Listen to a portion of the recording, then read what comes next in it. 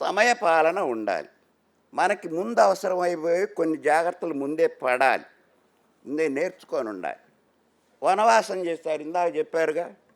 ఆ వనవాసంలో పాండవులు, భీముడు ఏనుగుని ఏనుగుతో కొట్టడం నేర్చుకున్నాడు. ఏనుగుని కనపడితే మళ్ళా ఇంకో ఏనుగుని బట్టి తొండం పెట్టి గిరగిరా చెప్పి దాన్ని బాధటం మొదలుపెట్టాడు. ఎందుకది అతనికేం ఆట కాదు. ఏనుగుల్ని హింసించటం కాదు.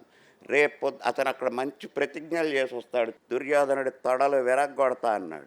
అంతటి ఘనుడు కావాలి అంటే ఈ ప్రాక్టీసు అవసరం. అట్లానే ధర్మరాజు ఋషుల దగ్గర ధర్మ సూక్ష్మాలు తెలుసుకున్నాడు.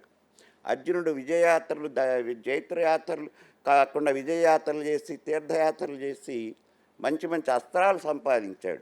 తపస్సు చేసి పాశుపతాస్త్రమే సంపాదించాడు. శివుణ్ణి మెప్పించి అర్జునుడు వినియోగించుకున్నారు సమయాన్ని. అట్లా సమయం వినియోగించుకోవటం కూడా మీకు చాలా అవసరం. భారతంలో కొన్ని కథల ద్వారా తెలుస్తుంది.